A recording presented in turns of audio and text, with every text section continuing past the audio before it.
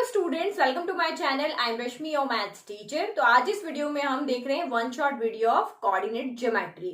तो coordinate geometry आपकी यहाँ पे यूनिट नंबर 3 है और इसका वेटेज आपका 6 मार्क का है। तो ये अकेली, जैसे रियल नंबर आपका अकेला चैप्टर था ना जो 6 मार्क्स का था, वैसे ही कोऑर्डिनेट ज्योमेट्री जो चैप्टर है वो अकेला 6 मार्क्स का है। यानी कि इस वाले चैप्टर में से 6 मार्क के क्वेश्चन आने ही आने हैं। ठीक है, तो कोई जैसे हम देख रहे थे कि पहले एक यूनिट में 3 चैप्टर थे, कहीं पे 2 थे, तो हम एग्जैक्ट नहीं कह पा रहे थे कि इसमें से कितना आएगा, इसमें से कितना आ पाएगा, बट हम सैंपल पेपर के अकॉर्डिंग वहां पे देख रहे थे कि हाँ इतने मार्क्स के क्वेश्चन तो इसमें से आएंगे ही आएंगे। वैसे ही बट इसमें इस चैप्टर में आपका यहाँ पे क्या है कि इसका अकेले चैप्टर का मार्क्स वेटेज जो है वो 6 मार्क्स है। तो इसमें से एग्जैक्ट 6 मार्क्स के चैप्टर आएंगे। तो आपको रियल नंबर और कोऑर्डिनेट ज्योमेट्री अगर आपने अच्छे से प्रिपेयर कर लिया तो आपके 12 मार्क्स तो हो जाएंगे पक्के। ठीक है, क्योंकि अकेले ऐसे चैप्टर है जो अपना अलग से एक स्कोर रखते हैं।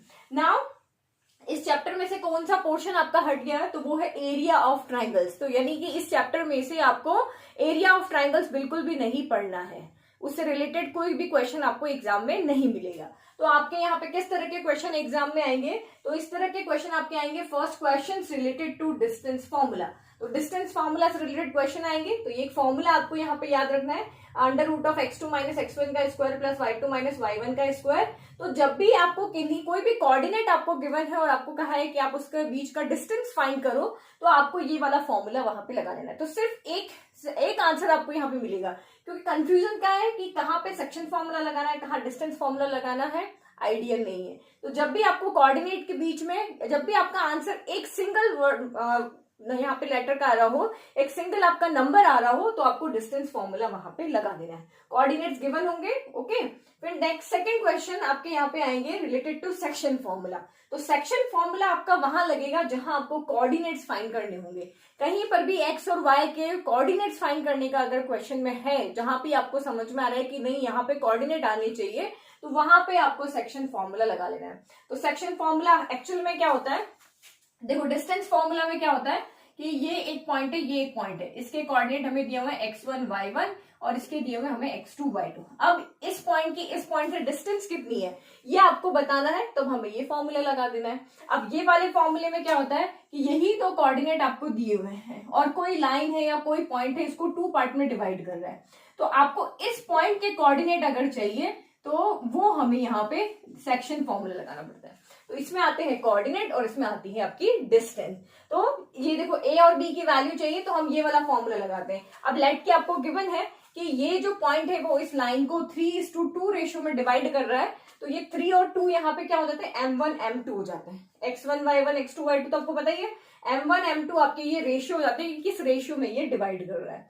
ठीक है, अगर आपको यहाँ पे ये कोऑर्डिनेट नहीं गिवन है, आपको नहीं पता, और कभी कभी क्वेश्चन ऐसा रहता है आपको ये कोऑर्डिनेट दिए हुए होंगे और कहेंगे कि आप बताओ ये कोऑर्डिनेट इस लाइन को किस रेशियो में डिवाइड कर रहे हैं। तो 2 मेथड मैंने इंट्रोडक्शन में बताए हैं। एक तो उसको आप ले लो k:1 करके ले लो, एक रेशियो ये ले लो, या फिर उसको आप m1:m2 करके ले लो। दोनों ही आंसर आपके राइट है। अगर आप कहते हो कि मैम इसमें एक रेशियो क्यों लिया, इसमें हमने 2 वेरिएबल क्यों लिए, इसमें 1 वेरिएबल क्यों लिया, तो दोनों मेथड से आप कर सकते हो, जो आपको इजी लग रहा है, दोनों का आंसर आपका सेम ही आएगा।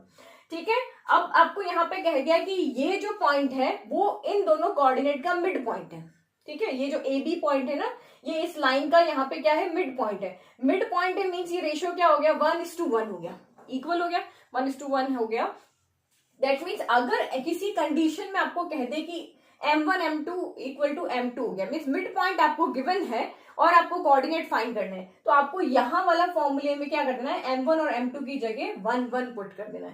यानी कि अगर m1 इक्वल टू m2 जिस भी कंडीशन में होता है, तो वो मिड पॉइंट के कोऑर्डिनेट्स आएंगे। मिड पॉइंट के कोऑर्डिनेट्स कैसे आ जाएंगे, जहां भी m1 m2 वहां 1 1 पुट कर दो, तो ये नीचे 1 + 1 2 हो जाएगा, यहाँ भी 1 + 1 2 हो जाएगा, 1 को किसी से भी मल्टीप्लाई करो वही आता है, तो x2 + x1 हो जाएगा, y2 + y1 हो जाएगा। प्लस में किसी को भी आगे पीछे लिखो वही रहता है ना, तो सेम यहाँ पर भी ऐसे ही रहेगा।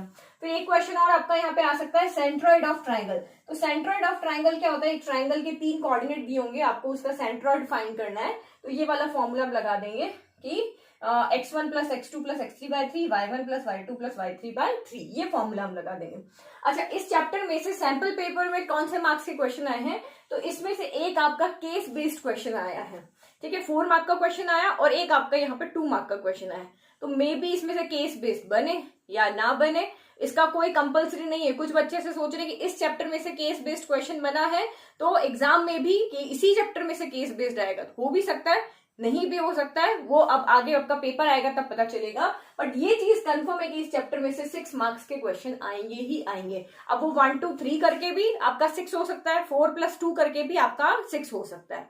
फिर कुछ इंपॉर्टेंट चीज यहाँ पे याद रखने की है कि जो सबसे ज्यादा कंफ्यूजन रहता है कि आपको 4 कोऑर्डिनेट दे दिए, अब आपको यहाँ पे प्रूव करना है कि ये रोम्बस है, स्क्वायर है, रेक्टेंगल या पैरेललोग्राम है। तो कंफ्यूजन है बहुत, क्योंकि आपके कंसेप्ट क्लियर नहीं है। तो ये चीज आप यहाँ पे देखो, ये चीज आप नोट कर लो कहीं पर भी कि अगर किसी भी यहाँ पे जैसे एक स्क्वायर बना लिया मैंने, कोई भी एक मैंने क्वाड्रेटिक बना लिया, अब यहाँ पे ABCD इसको नेमिंग कर देते हैं, ठीक है। ये क्वाड्रिलेटरल बना दिया मैंने, अब इसको नेमिंग कर दिया। अगर इस क्वाड्रिलेटरल के कोऑर्डिनेट आपको गिवन है, लाइक कि x1 y1 है, x2 y2 है, x3 y3 है और x4 y4 है।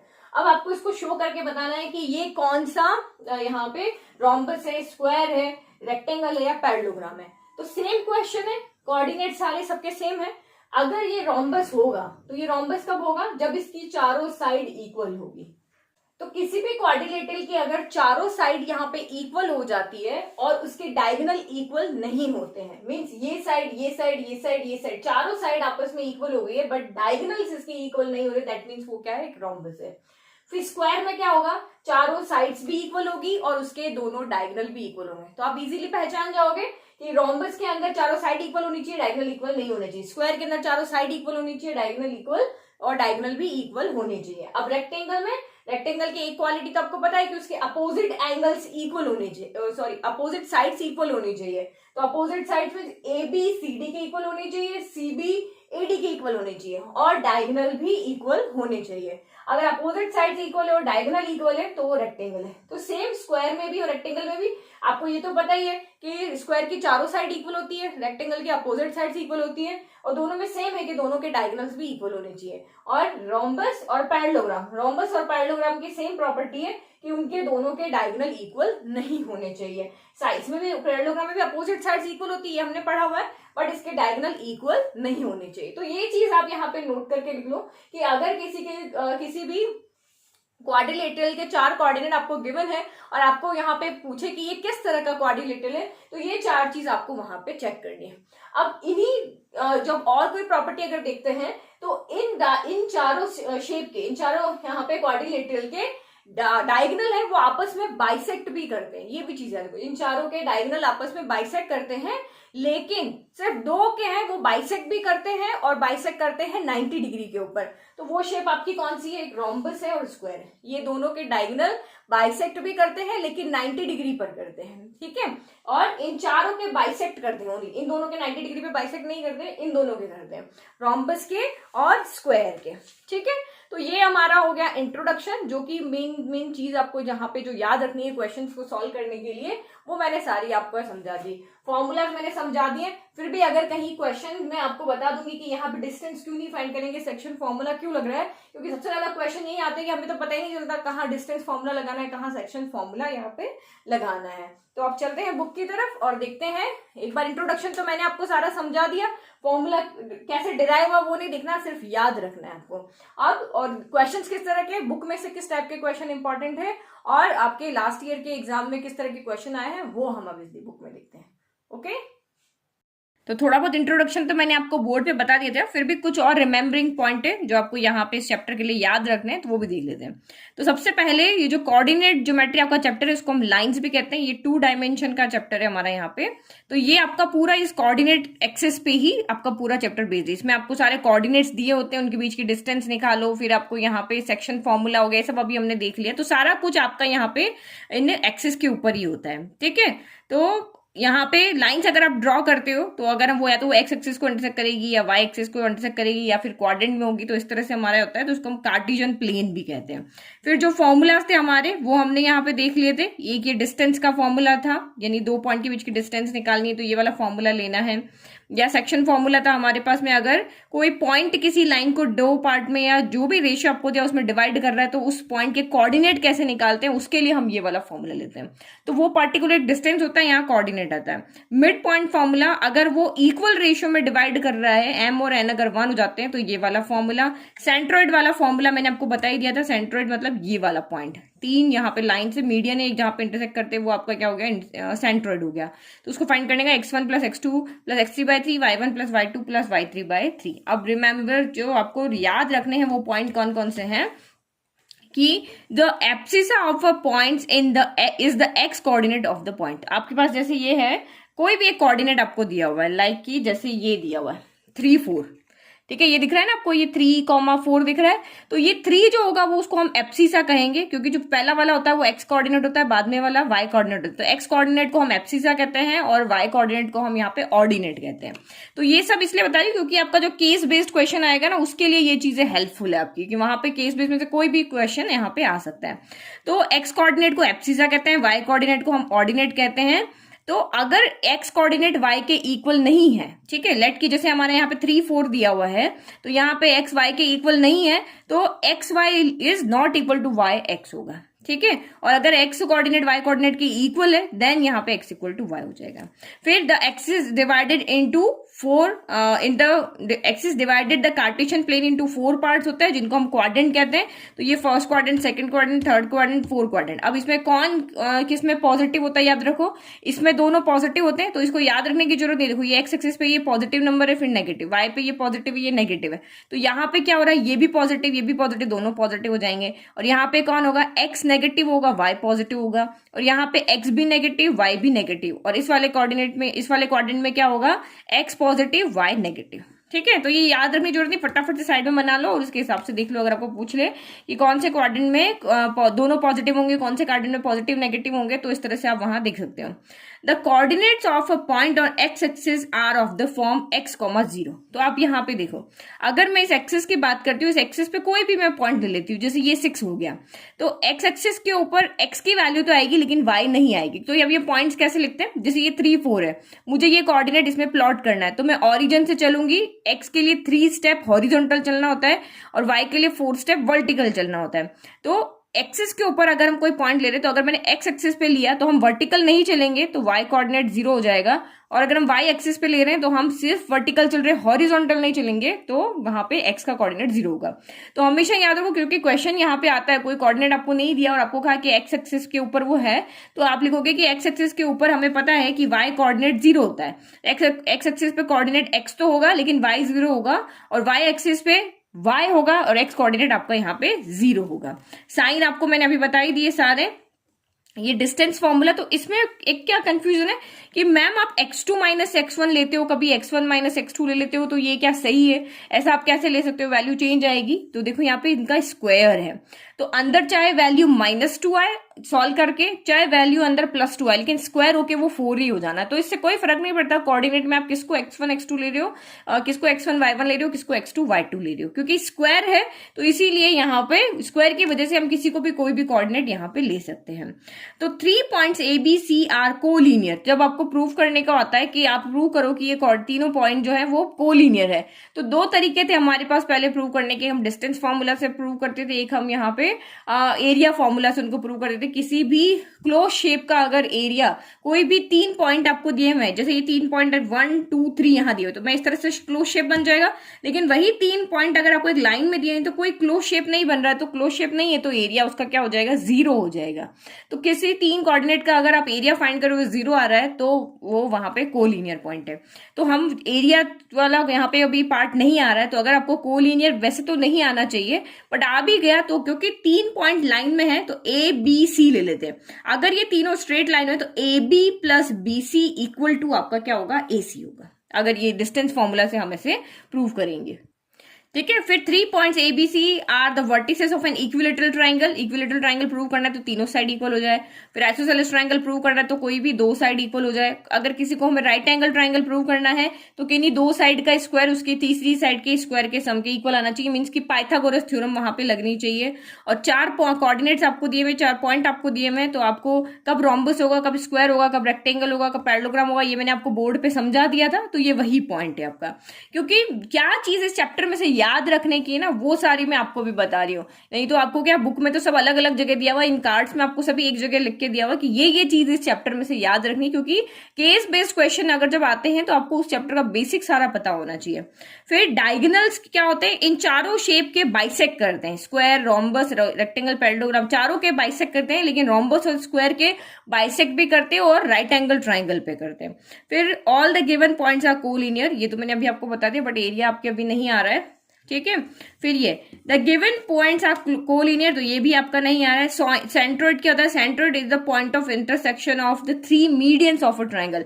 मीडियन आपका यहाँ पे क्या होता है, इसको दो पार्ट में डिवाइड कर रहा है, यानी साइड को दो पार्ट में डिवाइड कर रहा है, ये एडी साइड को दो पार्ट में डिवाइड कर रहा है, और ये एबीएफ इसको दो पार्ट में डिवाइड कर रहा है। तो फिर ये तीनों मीडियन जहां पे इंटरसेक्ट करते हैं उसको हम यहाँ पे सेंट्रोइड कहते हैं। सेंट्रोइड को फाइंड करने का फॉर्मूला मैंने बता दिया था, x1 plus x2 plus x3/3, y1 plus y2 plus y3/3, ठीक है। फिर ये आपका सेक्शन फॉर्मूला हो गया, ये मैंने आपको बताया किसी लाइन को कोई भी रेशियो में डिवाइड करने पर सेक्शन फॉर्मूला लगता है। फिर हमेशा centroid divide each median of a triangle in a ratio of 2:1। तो ये देखो, ये आपका रेशियो है ना, तो ये एजी और जीडी का रेशियो यहाँ पे क्या होगा, 2:1 होगा। ये आपको कह रहा है कि किसी भी ट्राइंगल का अगर कोई सेंट्रोइड है, मतलब आपने तीनों मीडियन बना लिया, अब ये जो सेंट्रोइड है ना, ये इस मीडियन को 2:1 रेशियो में डिवाइड करता है। तो अगर आपको ये चीज पता है तो आप इसको डायरेक्ट वहां पे स्टेटमेंट की फॉर्म में भी यूज कर सकते हो। अगर आपको यहाँ पे कहा कि एक ट्राइंगल है, उसके तीनों सेंट्रोइड जी पॉइंट पे इंटरसेक्ट कर रहे हैं, ठीक है, तो आप जी का कोऑर्डिनेट फाइंड करके बताओ। तो आप कैसे फाइंड करोगे, पहले डी पॉइंट फाइंड कर लो, डी क्या होगा, बीसी का मिड पॉइंट होगा, तो x1 plus x2/2, y1 plus y2/2 का फॉर्मूला लगा दो। फिर हमें यहाँ पे ये नहीं पता कि जी को किस रेशियो में डिवाइड करा, तो पहले हमें वो रेशियो फाइंड करना पड़ेगा। लेकिन अगर आपको ये चीज पता है कि सेंट्रोइड जो है वो मीडियन को 2:1 रेशियो में डिवाइड करता है, तो आप सीधा यहाँ पे 2 लिख लो, यहाँ 1 लिख लो, और सेक्शन फॉर्मूला लगा के और जी के कोऑर्डिनेट को फाइंड कर लो। तो इस तरह से इजीली आप इसको सॉल्व कर लोगे, ठीक है। तो ये सिंपल सा है। कार्टेशियन प्लेन को किसने डिस्कवर किया, तो रेने डेकार्टे ने किया था। The other name of coordinate geometry is analytical geometry. तो ये ठीक है, ये जो वही जो मैंने आपको पढ़ाया वही सारा है। अब हम देखते हैं बुक में से हमें कौन से क्वेश्चंस को सॉल्व करना है। तो एग्जाम्पल आपको एक भी नहीं छोड़ना है, सारे एग्जाम्पल आपको करने, क्योंकि एग्जाम्पल बहुत इंपॉर्टेंट होते हैं। एग्जाम्पल कभी कभी डायरेक्ट ऐसे ही एग्जाम में आ जाते हैं। फिर आपका ये सिंपल डिस्टेंस फॉर्मूला लगाने वाला, तो ये 1 मार्क में क्वेश्चन आ सकता है कि 2 कोऑर्डिनेट दिए हों और आप इसका डिस्टेंस फॉर्मूला लगा लो। तो ये हो गया सिंपल। फिर ये 3 पॉइंट आपके कोलिनियर है, ये क्वेश्चन भी इंपॉर्टेंट है। फिर आपका ये वाला क्वेश्चन, तो ये वाला क्वेश्चन इस बार क्या है आपका, उसमें केस बेस्ड क्वेश्चन बना हुआ है। तो इसमें से क्या, ये वाला क्वेश्चन ले लिया और इसमें से अलग अलग केस बना के क्वेश्चन पूछ लिए। तो ये और ये 4 मार्क के लिए भी एग्जाम में ये वाले क्वेश्चन आए हुए हैं, ठीक है। फिर आपका ये find the point on X axis which is equi distance from this. तो एक्स एक्सिस पे पॉइंट आपका क्या हो जाएगा, एक्स तो होगा ही लेकिन वाई 0 हो जाएगा। अब आपको देखना है कि ये पॉइंट इससे और इससे इक्वल डिस्टेंस पे है, तो इनके बीच में आप डिस्टेंस का फॉर्मूला लगा दो, दोनों को इक्वल रख के और एक्स की वैल्यू को यहाँ पे फाइंड कर दो। Find the value of Y. अभी हम जो सोल्यूशन देखेंगे ना जब बुक में से, तब मैं इसमें इसका आंसर बताऊंगी कैसे आएंगे। अभी सब इसमें से इंपॉर्टेंट क्वेश्चन देखो, फिर इसके बाद आपका 8 क्वेश्चन यहाँ पे इंपॉर्टेंट है, ठीक है। और ये वाला तो आप इजीली कर लोगे ना, name the type of quadrilateral. तो 4 तरह के क्वाड्रिलेटरल मैंने बताए थे, उन चारों में से कोई ना कोई यहाँ पे होगा और आपको सारी कंडीशंस यहाँ पे याद है, ठीक है। तो ये वाले जो लास्ट के 3 क्वेश्चन है ना, ये बहुत इंपॉर्टेंट है। Q is equi distance from P and R. यहाँ पे आपको एक वेरिएबल दिया हुआ, इसकी वैल्यू फाइंड करो। ये रिलेशन आप यहाँ पे फाइंड करो, अगर ये दिया हुआ कि एक्स वाई से इक्वल डिस्टेंस पे है, तो ये इसी तरह का क्वेश्चन है। एग्जाम्पल 4 जैसा सिमिलर क्वेश्चन है उसी का, ठीक है। फिर आपका सेक्शन फॉर्मूला हो गया। तो सेक्शन फॉर्मूला से रिलेटेड भी सारे इंपॉर्टेंट क्वेश्चन आपको सॉल्व करने हैं यहाँ पर। और इसमें ये ट्राई सेक्शन वाला क्वेश्चन है ना, वो बहुत इंपॉर्टेंट है, वो भी आप अच्छे से सॉल्व करना, ठीक है। फिर इसमें आपका सेकंड क्वेश्चन इंपॉर्टेंट है। ये थर्ड क्वेश्चन, ये वाला क्वेश्चन भी आपके 4 मार्क के क्वेश्चन में आया हुआ है कितनी बार, तो ये भी आपका इंपॉर्टेंट है। ये मैंने आपको केस बेस्ड क्वेश्चन है ना, उसमें वो क्वेश्चन भी करवाया, ये भी क्वेश्चन करवाया। फिगर वाले जो 3 क्वेश्चन है इसमें, वो मैंने केस बेस्ड क्वेश्चन में करवाए हुए आपको, तो आप वहां पे देख लेना इसको, ठीक है। फिर ये वाला 5th हो गया, फिर 6th हो गया, फिर आपका यहाँ पे 8th क्वेश्चन, ये सबसे ज्यादा इंपॉर्टेंट है, ये बहुत बार एग्जाम में आपको पूछा हुआ है। फिर ये वाला हो गया, ये वाला अभी ये वाला क्वेश्चन अगर आप देखोगे ना तो ये आई थिंक जो आपका स्टैंडर्ड पेपर है ना उसमें पूछा हुआ था अभी, 1 मार्क के क्वेश्चन में, कि एरिया ऑफ रोम्बस क्या होता है। तो ये फॉर्मूला याद कर लो, area of rhombus equal to होता है half product of its diagonal होता है, ये वाला फॉर्मूला होता है। तो ये छोटी छोटी चीजें जब भी आप पढ़ते हो ना तो अपने पास एक रजिस्टर बना के रखा करो कि ये फॉर्मूला मुझे कहीं दिखा था तो ये उसमें फटाफट से नोट कर लो। तो ये चीज आपके लिए बहुत हेल्पफुल रहती है। जब फिर कभी आपके माइंड में कभी कहीं क्वेश्चन आता है ना, फिर आपके माइंड में आता है ये तो मैंने कहीं पढ़ा था, मुझे याद नहीं आ रहा। लेकिन अगर आप इस तरह से आपका नोट्स का कोई रजिस्टर मेंटेन करते हो ना तो वहां जाके आप देख लो कि हाँ ये चीज मैंने पढ़ी थी और मैंने लिखी थी वहां पर। जो भी चीज आपको इंपॉर्टेंट लिखती है, जो भी फॉर्मूला, वो एक आप उस बुक में लिखते ही जाओ, ठीक है। फिर एरिया ऑफ ट्राइंगल आपका नहीं आ रहा है, एरिया ऑफ ट्राइंगल टॉपिक आपको करना ही नहीं है। 7.3 एक्सरसाइज आपको बिल्कुल नहीं करनी है। अब बच्चे पूछ रहे मैम ऑप्शनल एक्सरसाइज करना है या नहीं करना है, तो यस आपको ऑप्शनल एक्सरसाइज भी करना है। इसमें से एरिया वाले क्वेश्चन छोड़ दो, तो ये वाला क्वेश्चन भी आपका इंपॉर्टेंट है। मैंने आपको कहा ना भी 3 फिगर वाले क्वेश्चन थे, एक ये हो गया, एक आपका यहाँ पे ये हो गया, और एक और था हमारे पास में ये वाला। ये तीनों ही क्वेश्चन आपके इंपॉर्टेंट है। तो इसमें से आप फर्स्ट देख लो, एक यहाँ पे सेकंड भी आप कर सकते हो, कोलीनियर वाला है। कोलीनियर के अंदर आप यहाँ पे डिस्टेंस फॉर्मूला से हम इसको कर सकते हैं। तो फर्स्ट हो गया, सेकंड हो गया, थर्ड, फोर्थ, फिफ्थ हो गया, देन 6 इसमें ये कैलकुलेट द एरिया वाला पोर्शन आप यहाँ से हटा देना, एरिया इसमें से नहीं करना है। तो ये 7th आपका यहाँ पे हो गया, एरिया वाली चीजें आप इसमें से छोड़ देना, ठीक है। तो ये सारे क्वेश्चन हमारे इंपॉर्टेंट, देखो इसके कितने सारे पार्ट थे, ठीक है। आप सेंट्रोइड फाइंड करके बताओ इसे। नेक्स्ट आपका, ठीक है, ये भी आपको क्वेश्चन इंपॉर्टेंट है, ये भी कभी कभी एग्जाम में आ जाता है कि ये चेक करके बताओ ये स्क्वायर है, रोम्बस है, क्यों है, अपना आंसर जस्टिफाई करके बताओ। तो ये तो हो गए बुक के क्वेश्चन। तो इतने ज्यादा क्वेश्चन नहीं है, सिंपल से तो 3 फॉर्मूलाज है आपके यहाँ पे। और आप कहते हो ना फॉर्मूला, देखो लास्ट में बुक में सारे कुछ फॉर्मूला आपको यहाँ पे लिखे हुए दिए होते हैं। तो ये 1 फॉर्मूला, 2 फॉर्मूला, 3 फॉर्मूला और एक सेंट्रोइड वाला फॉर्मूला, वैसे 3-4 तो फॉर्मूला है। फॉर्मूला जहां पे आ रहा है वो चैप्टर सबसे ईजी चैप्टर है। ओके, अब इंपॉर्टेंट क्वेश्चन देखते हैं। तो अगर आप सभी तरह के क्वेश्चन देखना चाहते हो ना, ऑब्जेक्टिव में कितने टाइप्स के क्वेश्चन बनते हैं, तो आप एनसीईआरटी एग्जाम्पलर की जो बुक है आपकी सीबीएसई की तरफ की वो बुक है, उसको आप सॉल्व कर लो, उसका ऑब्जेक्टिव पार्ट सॉल्व कर लो। वो बुक इस चैप्टर के लिए बहुत अच्छी है क्योंकि उसमें सभी तरह के क्वेश्चंस आपको मिल जाएंगे। तो ऑब्जेक्टिव पार्ट देखो, चाहे आप उसमें आप यहाँ पे 1 मार्क के क्वेश्चन देखो, चाहे आप वहां पे 2, 3, 4 के क्वेश्चन देखो, सारे क्वेश्चन उस बुक में बहुत अच्छे दिए और बहुत बार एग्जाम में रिपीट हुए हैं क्वेश्चन से वो। तो क्वेश्चन देखो किस तरह के आपको 1 मार्क में पूछेंगे। Find the value of A for विच। अब देखो इस वाले चैप्टर का भी ये यहाँ पे है कि आप सबसे पहले फिगर बना लो। फिगर बनाने से आपको क्या हो जाता है कि आपको पता लग जाता है कि यहाँ पे कौन सा फॉर्मूला लगाना है और किस तरह का फॉर्मूला यहाँ पे लगेगा। देखो, find the value of A for which point P is the mid point of the line segment joining the points Q and R. तो यहाँ पे क्या कह रहा है, एक क्यू पॉइंट है हमारा -5,4, एक आपका यहाँ पे आर पॉइंट है -1,0 और पी जो है वो इसका मिड पॉइंट है। ए पी कोऑर्डिनेट इस लाइन, पी पॉइंट जो है वो इस लाइन का मिड पॉइंट है। मिड पॉइंट आपको यहाँ दिया हो तो आपको मिड पॉइंट का फॉर्मूला पता है। मैंने आपको कहा था ना ये क्वेश्चन 2 तरीके से पूछ सकते हैं कि आपको कहते हैं कि पी इसका मिड पॉइंट है तो इसके कोऑर्डिनेट बताओ, या फिर आपको कहेंगे कि पी मिड पॉइंट है, उसके कोऑर्डिनेट आपको दिए वो एक वेरिएबल की वैल्यू फाइंड करके बताओ। तो सिंपल सा हम यहाँ पे फॉर्मूला लगा सकते हैं कि -5, क्योंकि हमें पता है मिड पॉइंट का फॉर्मूला क्या होता है, x1 + x2/2, y1 + y2/2 होता है। किसी को भी x1 x2 ले लो क्योंकि प्लस में तो कोई फर्क नहीं पड़ता, किसको पहले लिखो किसको बाद में लिखो।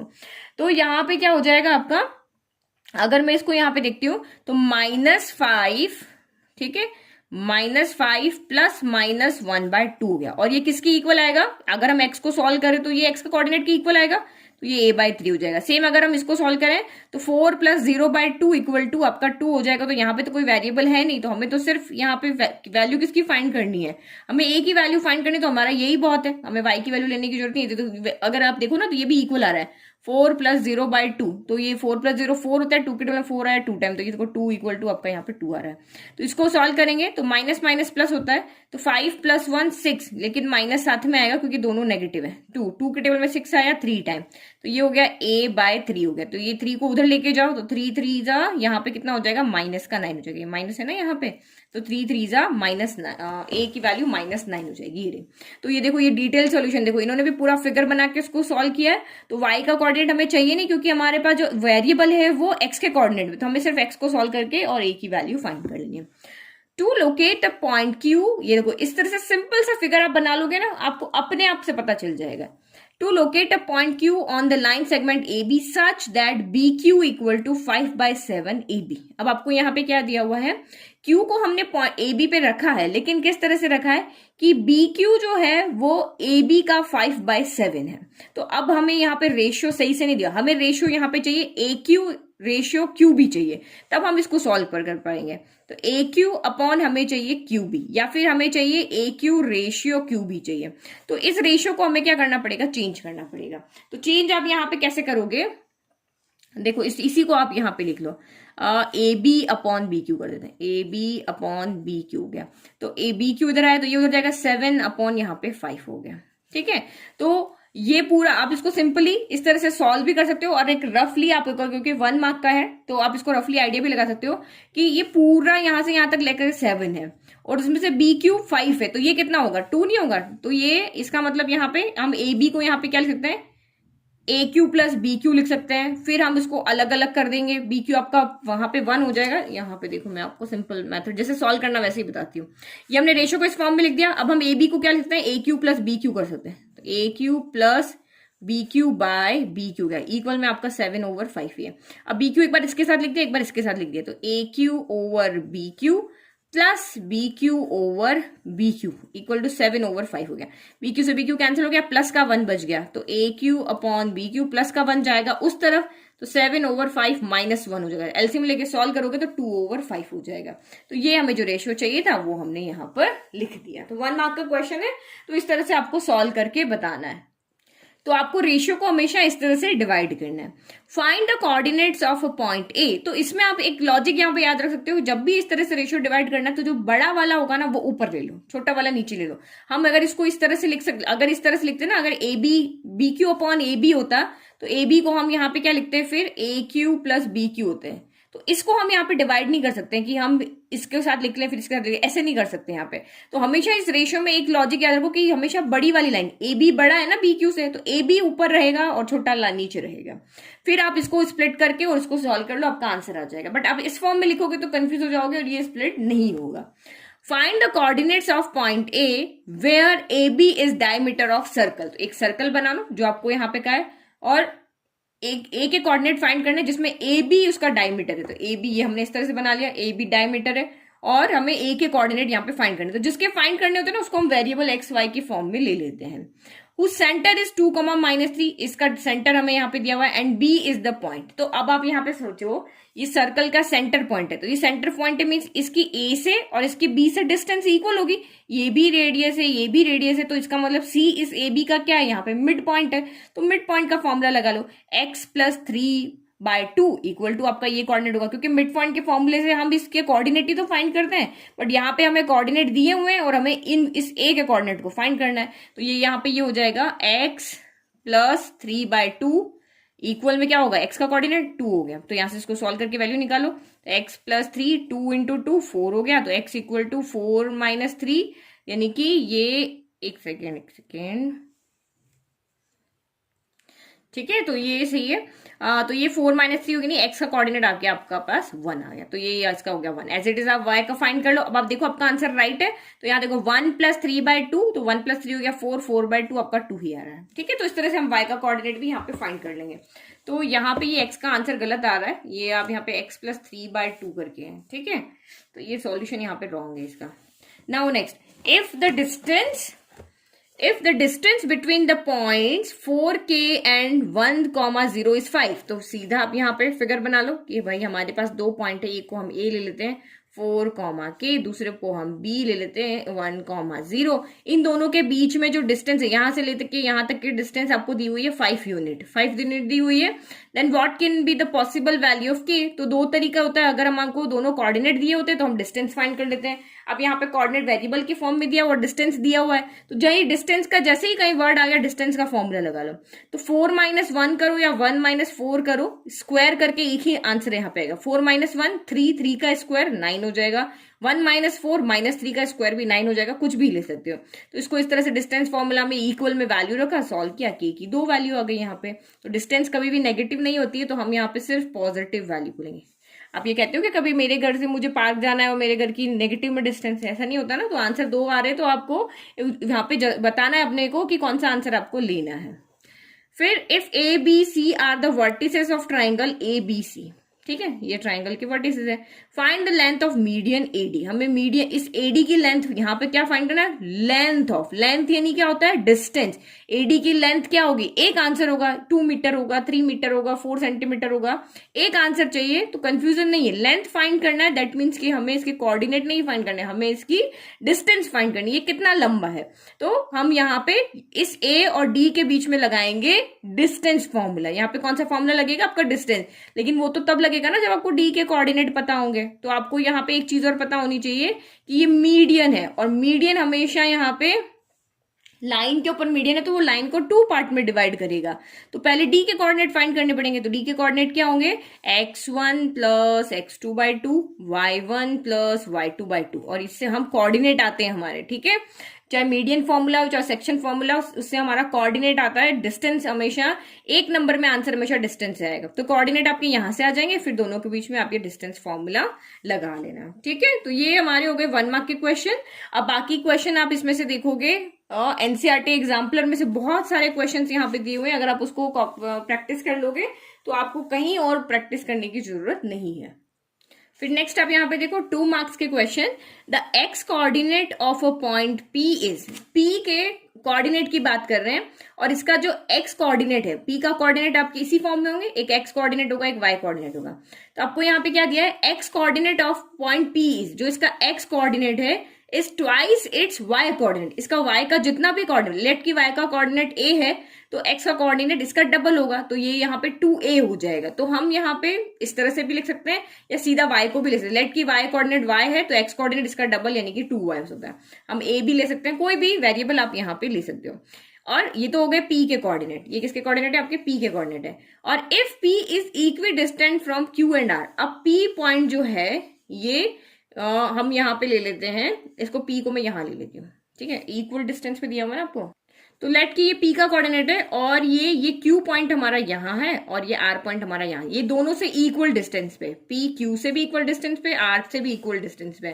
Find the coordinate of p, तो हम यहाँ पे क्या करेंगे कि हमें क्वेश्चन में दिया हुआ है कि p q equal to p r है, और हमें दिया हुआ है कि इक्वी डिस्टेंस मतलब इक्वल डिस्टेंस पे, तो आपको डिस्टेंस का फॉर्मूला लगाना है। p से q तक का डिस्टेंस लेट की अगर 5 सेंटीमीटर आ रहा है, तो p से r का डिस्टेंस 5 सेंटीमीटर, दोनों को इक्वल रखना है और सॉल्व कर लेना है, तो आपके p के कोऑर्डिनेट आ जाएंगे, ठीक है, सिंपल। ये आपका डिटेल में आपको आंसर भी पूरा यहाँ पे दिया हुआ है। Now next, find the ratio in which Y axis divide the line segment, Y axis के यहाँ पे कोऑर्डिनेट आपको खुद लिखने हैं।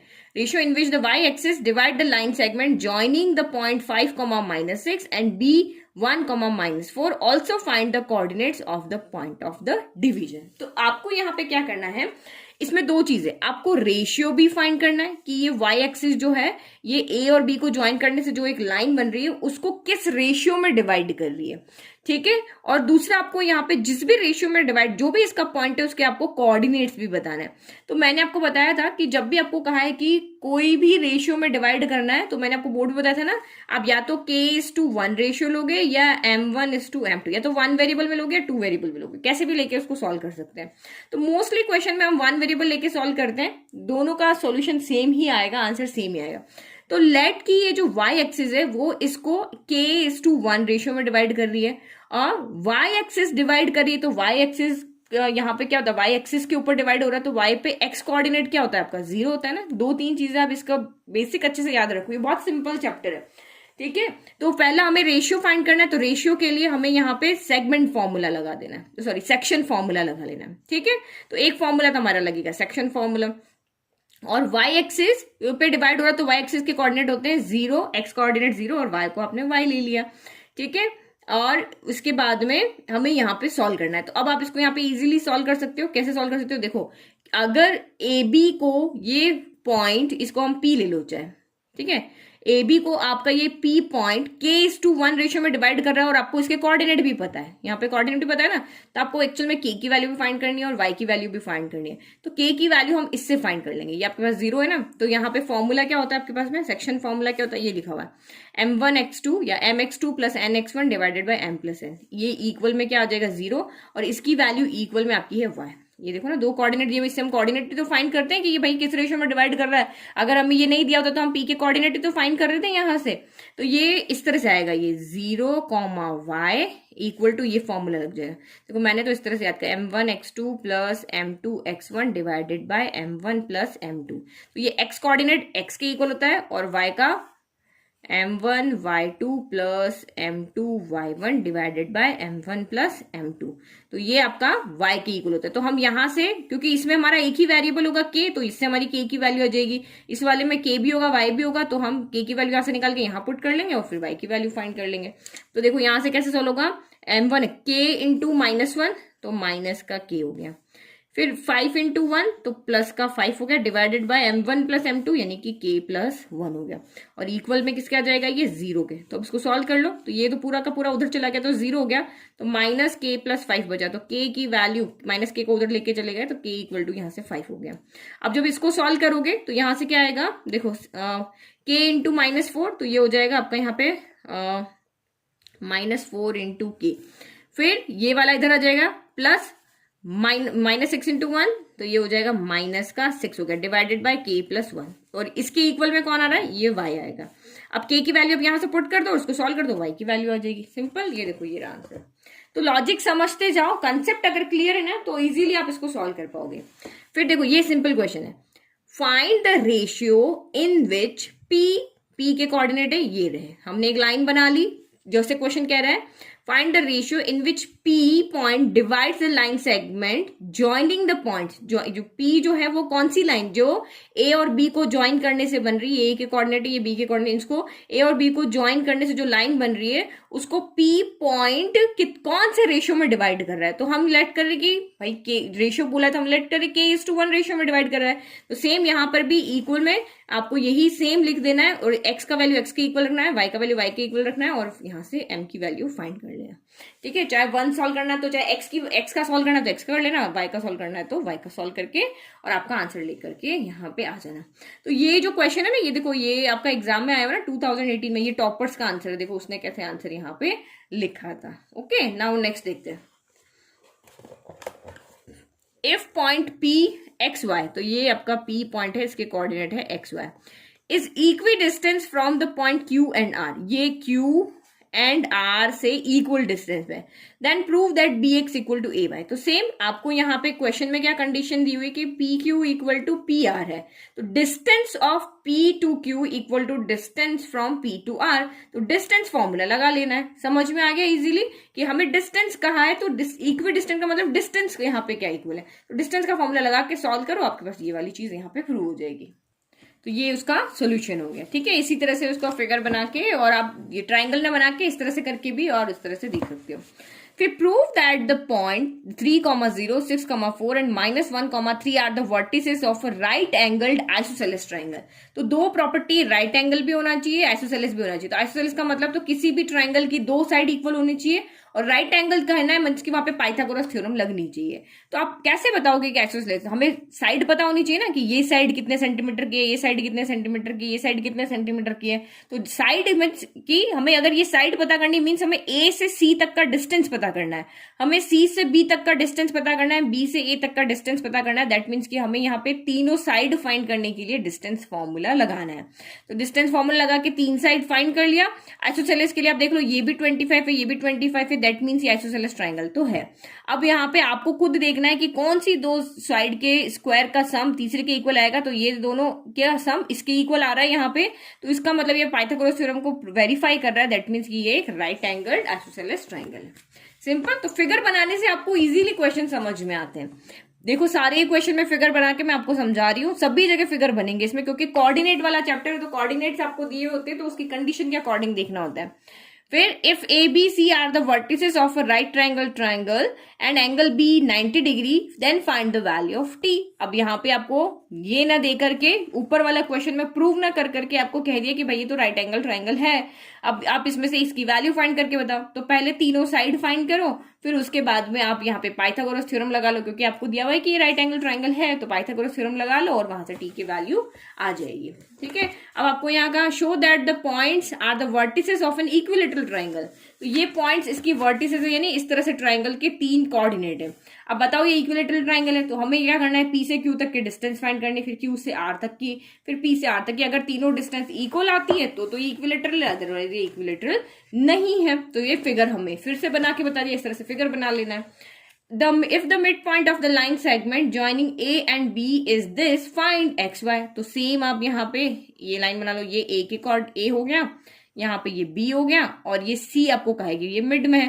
तो ये अगर इसके जो मिड पॉइंट है ये है, तो फाइंड एक्स वाई, तो मिड पॉइंट का फॉर्मूला लगा लो कि मिड पॉइंट में आपकी साइड थोड़ी ना आती है, कोऑर्डिनेट आते हैं ना, तो इसका coordinate x1 plus x2/2 equal to 5 हो जाएगा, और y1 plus y2/2 equal to आपका -2 हो जाएगा। सॉल्व करोगे तो क्योंकि हमें पहले से मिड पॉइंट दिए हुए हैं, तो हम जो फॉर्मूला से मिड पॉइंट लेकर आ रहे हैं, तो वो x वाला x के इक्वल होगा, y वाला y के इक्वल हो जाएगा। एक ही क्वेश्चन को 2 तरीके से पूछ रहे हैं, या तो मिड पॉइंट फाइंड करो, एक क्वेश्चन ये हो गया, नहीं तो दूसरा मिड पॉइंट दिया हुआ है और कोई और वेरिएबल फाइंड करके बताओ, कोई और कोऑर्डिनेट आप इसका फाइंड करके बताओ। तो 2 तरह के क्वेश्चन यहाँ पे बनते हैं।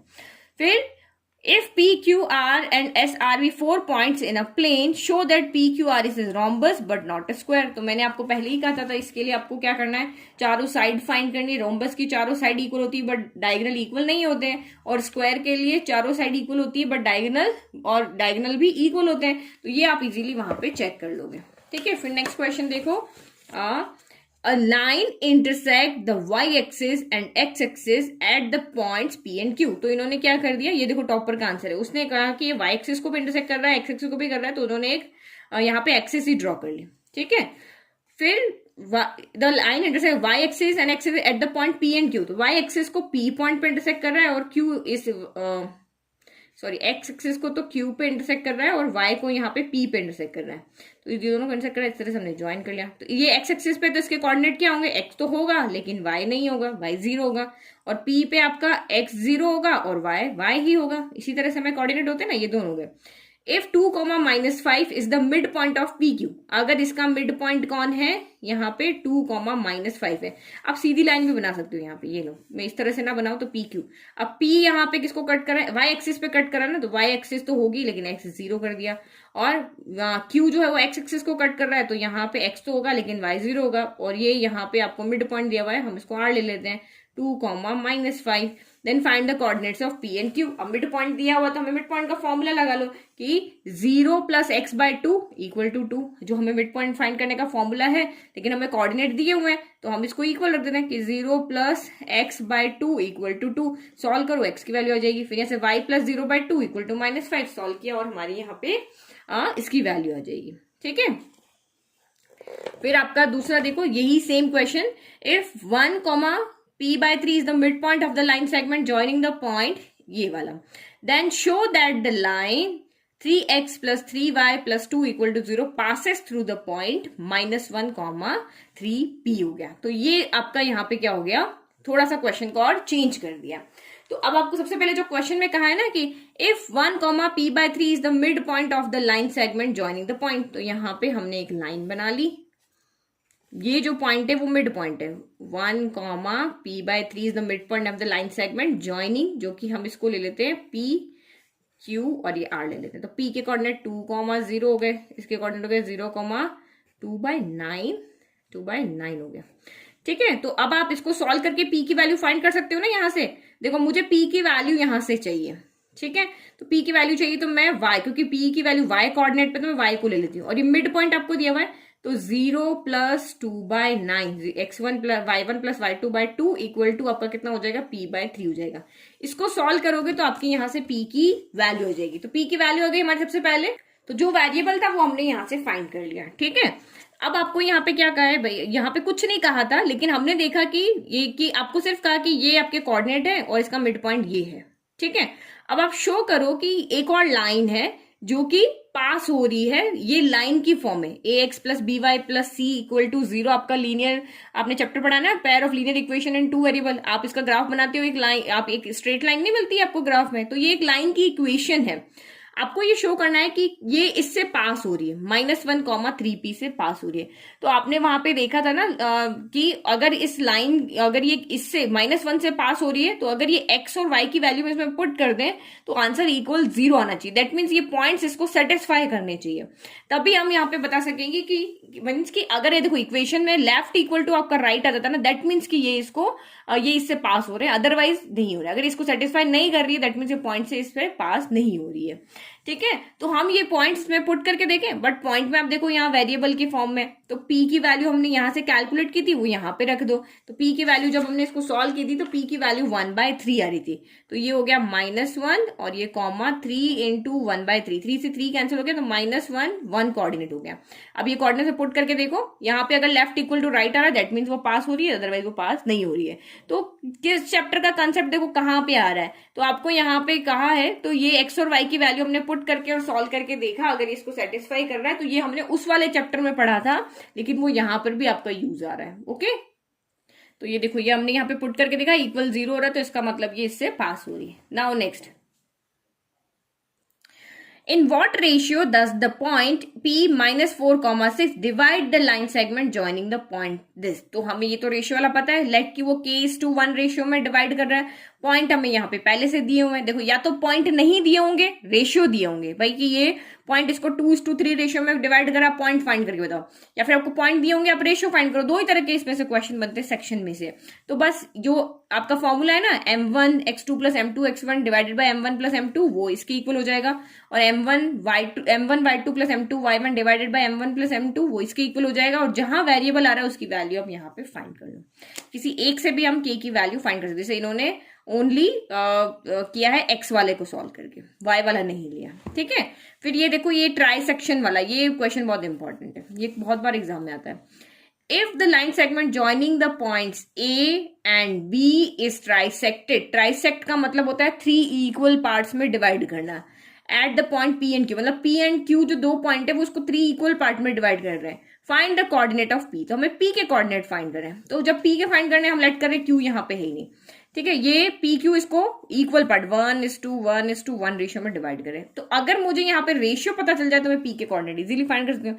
एक तो ये सेक्शन फॉर्मूला लगेगा यहाँ पे, क्योंकि यहाँ पे रेशियो में आ गया कि कितने रेशियो में इसको डिवाइड करें, ट्राइसेक्ट कर रहे हैं। तो मैं देखूं इस पॉइंट की ए से कितने डिस्टेंस है, तो ए से 1 डिस्टेंस है, तो ये हो गया 1।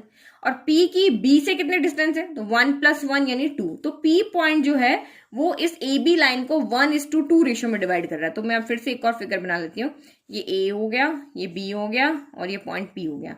ये इसको 1:2 रेशियो में डिवाइड कर रहा है। तो आप सेक्शन फॉर्मूला लगा लो, इसके कोऑर्डिनेट आपको पता ही है, ये b के कोऑर्डिनेट आपको पता ही है 5, -8। तो m1 x2 plus m2 x1 divided by m1 plus m2, m1 y2 plus m2 y1 divided by m1 plus m2, और p के कोऑर्डिनेट आपके इस तरह से यहाँ पे आ जाएंगे। ठीक है, फिर next, if the distance of p x y from a and b is equal, ये तो आपने अभी पहले किया ही था अभी क्वेश्चन, इक्वल है दैट मीन्स कि वही p पॉइंट के कोऑर्डिनेट है x, y, ये आपका a और b से इसकी डिस्टेंस इक्वल है, तो p इक्वल टू p भी लेकर के इसको आप सॉल्व कर लो।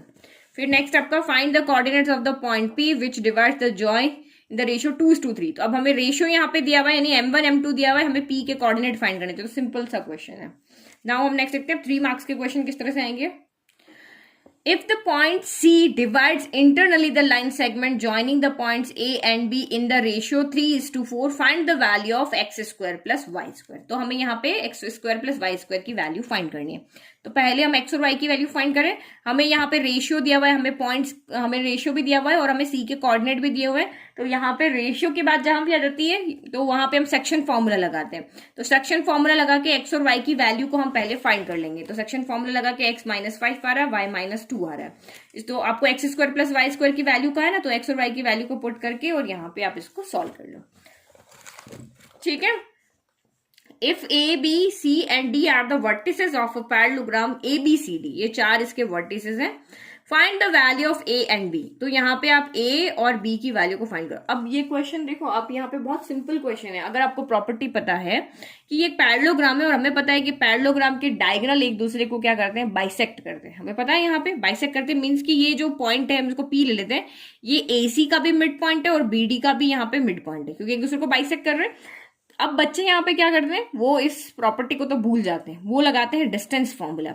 ए से बी तक का डिस्टेंस फॉर्मूला निकालो, फिर बी से सी तक का इक्वेशंस बनाते हैं, सॉल्व कर लेते, तो इतना लेंदी कर लेते हैं इस क्वेश्चन को। और सिंपली ये किससे हो जाएगा कि मिड पॉइंट निकालना है, मीन्स कि ये वाला formula x1 plus x2/2 y1 plus y2/2। तो एक बार हम AC का मिड पॉइंट जो होगा वही BD का मिड पॉइंट होगा। तो AC का मिड पॉइंट आपका यहाँ पे क्या आ रहा है, -2 + 4/2 और B + 1/2। ठीक है, ये रहा -2 + 4/2 और B + 1/2। और इसका निकालो 1 + a/2 और 2 + 0/2। अब इसका x इसके x के इक्वल होगा, सॉल्व कर लो तो a की वैल्यू हो जाएगी, इसका y इसके y के कोऑर्डिनेट के इक्वल होगा, सॉल्व करो तो b की वैल्यू हो जाएगी। तो इस तरह से सिंपली आपका ये यहाँ पे सॉल्व हो जाएगा। अब इसके बाद आपको यहाँ पे क्या है, hands find the length of it side, तो वो आप डिस्टेंस फॉर्मूला लगा के इसको सॉल्व कर सकते हो। डिटेल सोल्यूशन है यहाँ पे। तो ये आप यहाँ पे लेंथ भी कहा, तो 3 मार्क का क्वेश्चन है, तो लेंथ आप डिस्टेंस फॉर्मूला लगा, लेंथ जब भी आता है डिस्टेंस फॉर्मूला लगा के इसको सॉल्व कर लो। ठीक है, सेम आपका यही क्वेश्चन दूसरे तरीके से भी आया, देखो 2018 में पूछा है, फाइंड द वैल्यू ऑफ के। क्योंकि उनको पता है ये बच्चे यहाँ पे क्या करते हैं, ये देखो कॉमनली मेड एरर में, आप देखो mostly candidate do not use the mid point formula. तो सिंपल है, for such type of problem generally they use distance formula. Distance formula से इतना लेंदी हो जाएगा ये, क्योंकि डिस्टेंस फॉर्मूला में रूट भी आएगा, स्क्वायर भी आएगा, तो और टर्म बड़ी बड़ी हो जाएगी, उसको सॉल्व ही नहीं यहाँ पे आप कर पाओगे। तो ये पैरेललोग्राम से रिलेटेड और क्वेश्चंस है, इसमें कोई आपको मिड पॉइंट दिया होगा और एक्सिस नहीं दी होगी। तो ये 3 क्वेश्चन हो गए, एक वो हो गया, दूसरा ये हो गया भाई के की वैल्यू फाइंड करके बताओ, तीसरा आपका इस टाइप का ये वाला क्वेश्चन हो गया। ठीक है, तो ये आपके क्वेश्चंस हो गए। और यहाँ पे देखो एक क्वेश्चन ये वाला इंपॉर्टेंट, ये भी बुक में भी है आपका। The line segment joining the points A and B is trisected at the point P and Q such that P is nearer to the A. P A के nearer, P Q उसको 3 point में divide कर रहा है 3 ratio में, तो ये 1 है, ये भी 1 है, ये भी 1 है। तो P का अगर हम रेशियो देखें तो 1 है, यहाँ से यहाँ तक 1 और यहाँ से यहाँ तक 1 + 1 2, यानी P पॉइंट A B को 1:2 रेशियो में डिवाइड कर रहा है। If P also lies on the line given by 2x - y + k = 0, find the value of k। बहुत सिंपल क्वेश्चन है, पहले आप p की वैल्यू फाइंड कर लो। p की वैल्यू आप सेक्शन फॉर्मूला से फाइंड कर लोगे, कोऑर्डिनेट है m1 है m2 है, सेक्शन फॉर्मूला से हमारी वैल्यू आ जाएगी। तो p के कोऑर्डिनेट 3, -2 आ रहे हैं। अब ये लाइन इस पॉइंट से पास हो रही है, तो जो भी लाइन किसी कोऑर्डिनेट से पास होती है वो कोऑर्डिनेट उसको सेटिस्फाई करते हैं। सेटिस्फाई करने का मतलब आप x और y की वैल्यू उसमें पुट करो तो लेफ्ट इक्वल टू राइट आना चाहिए। तो वो हमने पहले देखा था, आ रहा था, बट यहाँ पे उन्होंने क्या बोला है कि हाँ ये इसके पास हो रही है, तो आप k की वैल्यू बताओ। तो ये इसको सेटिस्फाई करेंगे तो सॉल्व करके k की वैल्यू आ जाएगी। देखो किस तरह से सॉल्व करना है। पहले आपने कोऑर्डिनेट, भाई ये रेशियो हमने फाइंड कर लिया, ये 1:2 रेशियो में डिवाइड कर रहा है। फिर आपने सेक्शन फॉर्मूला लगा के कोऑर्डिनेट्स फाइंड कर लिए, फिर इन कोऑर्डिनेट्स को उसमें पुट करके k की वैल्यू को फाइंड कर दिया। ठीक है, अब यहाँ पे क्या मिस्टेक करते हैं, ये ट्राई सेक्शन वाले कोऑर्डिनेट फाइंड करने नहीं आते, क्योंकि प्रैक्टिस नहीं की होती है ना ठीक से। तो ये लोग बच्चे यहाँ पे क्या करते हैं, मिड पॉइंट फॉर्मूला लगा लेते हैं, तो पूरा आंसर ही रॉन्ग रहता है, क्योंकि P इसका मिड पॉइंट नहीं है। इसको 3 इक्वल पार्ट में P और Q डिवाइड करते हैं, P का रेशियो 1:2 आएगा, ना कि 1:1 आएगा। ठीक है, ये आप यहाँ पे ध्यान रखना। फिर ये देखो, in what ratio does the point divide the line segment joining the points, also find the value of P। तो हम यही कहेंगे कि भाई ये हमारा P और Q को k:1 रेशियो में डिवाइड कर रहा है। ये वाला पॉइंट 24/11, y सेक्शन फॉर्मूला लगा के और हम यहाँ से y की वैल्यू को फाइंड कर लेंगे। यहाँ देखो ये टॉपर का आंसर आपको दिया हुआ है, वही सेक्शन फॉर्मूला लगाया, सॉल्व किया और हमारा यहाँ पे आंसर आ गया। फिर नेक्स्ट देखो, find the coordinate of the points which divide the line segment joining the points 5,7 and 8,10 in 3 equal part. तो ये ट्राइसेक्ट वाले देखो कितने सारे क्वेश्चंस आपके यहाँ पे आ गए। Show that triangle ABC with vertices A, B and C is similar to triangle DEF with vertices D। तो सिमिलर प्रूव करने का क्या है, देखो सिमिलर वाले का कंसेप्ट आप चैप्टर का यहाँ पे आ गया। सिमिलर करने का क्या मतलब है कि उनकी साइड्स का रेशियो इक्वल आना चाहिए। सिमिलर करने का मतलब उनकी साइड्स का रेशियो यहाँ पे इक्वल आना चाहिए। तो इस ट्राइंगल की भी साइड फाइंड करो, 2 ट्राइंगल बना लो, उनके तीनों के वर्टिसेस आप यहाँ पे लिख लो, इसकी तीनों साइड फाइंड करो, इसकी तीनों साइड फाइंड करो और रेशियो बना के देखो यहाँ पे इक्वल आ रहा है कि नहीं इक्वल आ रहा है, दैट मीन्स वो ट्राइंगल यहाँ पे सिमिलर है। ओके, फिर एक आप यहाँ पे देखो, ये भी आपका क्वेश्चन इंपॉर्टेंट है। In the given figure triangle ABC is an equilateral triangle of side 3 unit, find the coordinate of the other two vertices. तो आपको यहाँ पे क्या कहा है, ये फिगर है, इक्विलेटरल ट्राइंगल है और फिगर आपको क्वेश्चन में दिया हुआ है, और इस ट्राइंगल की जो साइड है वो 3 यूनिट है, ये भी 3 है, ये भी 3 है और ये भी 3 है। तो हम यहां से यहां तक का बता सकते हैं। देखो ये एक्स एक्सिस पे तो वाई कोऑर्डिनेट तो इसका 0 होगा, और 2 यहां से यहां तक डिस्टेंस 3, 2 + 3 इसका 5 हो गया।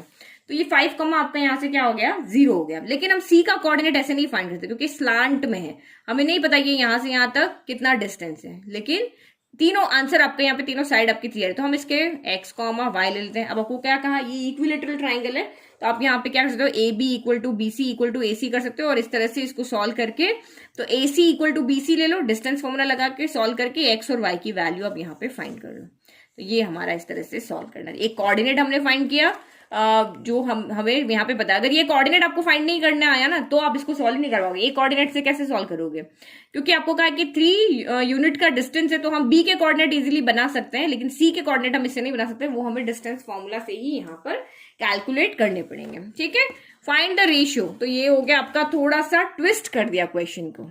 ठीक है, तो क्वेश्चन इस तरह से आपके, जब स्टैंडर्ड वालों के क्वेश्चन इस तरह से आएंगे ट्विस्ट किए हुए, सीधा क्वेश्चन नहीं पूछेंगे उनको। फिर नेक्स्ट आप यहाँ पे देखो, find the ratio in which the line x - 3y = 0 divide the line segment joining the points -2, -5। तो ये एक लाइन है ए बी, और पॉइंट आपका ये line divide the line segment joining the point, ये एक पॉइंट ये हो गया, एक पॉइंट ये हो गया, इसको ज्वाइन करने से जो लाइन बन रही है उसको पॉइंट पी किसी रेशियो में डिवाइड कर रहा है। Find the coordinates of the point of the intersection, तो आपको उसके कोऑर्डिनेट फाइंड करना है। तो लेट के ये k:1 रेशियो में डिवाइड कर रहा है, तो आपने इसके p के पॉइंट बना लिए, ये पॉइंट हो गए उसके। ठीक है, ये p के पॉइंट हो गए। अब ये जो पॉइंट, अब ये जो लाइन है ये भी इसी पॉइंट से पास हो रही है, तो ये पॉइंट इसको क्या करेंगे, सेटिस्फाई करेंगे, तो हमने इसको यहाँ पे पुट कर देंगे। ठीक है, तो ये आप यहाँ पे डिटेल सॉल्यूशन देखो, आप यहाँ पे तो समझ में आएगा। देखो ये ए और बी को ज्वाइन करने से एक लाइन बन रही है, एक पॉइंट पी है, ना हमें पी के कोऑर्डिनेट पता है ना हमें ये रेशियो पता है। ठीक है, तो पी के कोऑर्डिनेट हमने लेट कर लिया कि एक्स और वाई है, और ये जो पॉइंट है वो इसको k:1 रेशियो में डिवाइड कर रहा है। तो सेक्शन फॉर्मूला से जब हम इसको सॉल्व करेंगे तो ये कोऑर्डिनेट आएंगे पी के k:m1 x2 + m2 y1 formula लगा के, तो ये आपके दो कोऑर्डिनेट आ गए, ये एक्स का कोऑर्डिनेट आ गया और ये वाई का कोऑर्डिनेट आ गया। ठीक है, मतलब यहाँ इस पी पॉइंट के ये दोनों कोऑर्डिनेट आ गए। अब ये जो कोऑर्डिनेट है, ये जो लाइन है ये इस कोऑर्डिनेट से भी पास हो रही है। यहाँ पे देखो ये एक्स का कोऑर्डिनेट है, ये वी के वाई के कोऑर्डिनेट। अब ये जो पॉइंट, ये एक्स और वाई के कोऑर्डिनेट हमारे ये वाले, अब ये जो लाइन है ये इन कोऑर्डिनेट से भी पास हो रही है। ठीक है, लाइन इनसे पास हो रही है, दैट मीन्स कि ये पॉइंट इसको सेटिस्फाई करेंगे, एक्स यानी कि लेफ्ट इक्वल टू राइट आएगा। तो हमने ये पॉइंट इसमें रख के हमने सॉल्व किया, तो एक्चुअल में आपको दिया हुआ है कि उससे पास करेंगे, तो उसके थ्रू हम यहाँ से के की वैल्यू को फाइंड कर रहे हैं। तो हमारी ये देखो दूसरा तरीका हो गया बिल्कुल के की वैल्यू को फाइंड करने का। तो ये टफ क्वेश्चन है जो आपको प्रैक्टिस करने हैं स्टैंडर्ड वालों को। तो के की वैल्यू आ गई। अब हमें क्वेश्चन में क्या कहा था कि आप इस कोऑर्डिनेट्स को फाइंड करके बताओ, तो ये के की वैल्यू जब हमारे पास आ गई तो आप इसमें पुट कर लो, तो एक्स आ जाएगा, इसमें पुट कर लो तो आपका वाई आ जाएगा, और हमें इससे सॉल्व कर लेंगे। ठीक है, तो ये घुमा के हमें क्वेश्चन पूछा है कि आपको ना तो यहाँ पे रेशियो दिया हुआ है ना इसके पॉइंट्स दिए हुए, सिर्फ कहा है कि इस जो भी ये पॉइंट है उससे ये लाइन पास हो रही है, तो हमने वेरिएबल के फॉर्म में पॉइंट निकाले, वो पॉइंट इसमें पुट करके हमने के की वैल्यू निकाली, फिर से वो इनमें रख के और हमने इसके कोऑर्डिनेट फाइंड किए। फिर नेक्स्ट 3 मार्क्स में आपके ये फिगर वाले क्वेश्चन जो मैंने आपको बुक में से बताए थे, ये इंपॉर्टेंट क्वेश्चन। तो 5 मार्क का क्वेश्चन तो इस चैप्टर में से आपका बनता नहीं है, तो सिर्फ आपका यही बनेंगे आपके। तो ये फिगर वाले क्वेश्चन आपको इस तरह से पूछ सकते हैं 3 मार्क्स में, या अगर आता भी है तो भी ये 5 मार्क्स में इन्हीं में से कोई आएगा।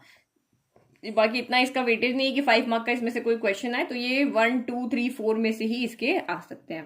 ठीक है, तो जितने भी टाइप के क्वेश्चंस इसमें लास्ट ईयर्स में आए हुए हैं वो मैंने आपको यहाँ पे एक्सप्लेन कर दिए। तो अब आप इनको अच्छे से प्रैक्टिस करो, सॉल्व करो, और अगर आपको चैप्टर के पीडीएफ चाहिए, चाहे एनसीईआरटी बुक के चाहिए, चाहे आपको 5 मार्क के इंपॉर्टेंट क्वेश्चंस के चाहिए, या फिर आपको यहाँ पे सारे केस बेस्ड क्वेश्चन के चाहिए, तो आप मेरी ऐप को डाउनलोड करो, वहां पे आपको सारे पीडीएफ मिल जाएंगे बहुत ही रीजनेबल प्राइस में। और प्लीज मेरे चैनल को लाइक, शेयर और सब्सक्राइब जरूर करो। ठीक है, अगर आपको ये वीडियो सच में बहुत हेल्पफुल लग रहे हैं तो लाइक और सब्सक्राइब करना ना भूलें। Thank you.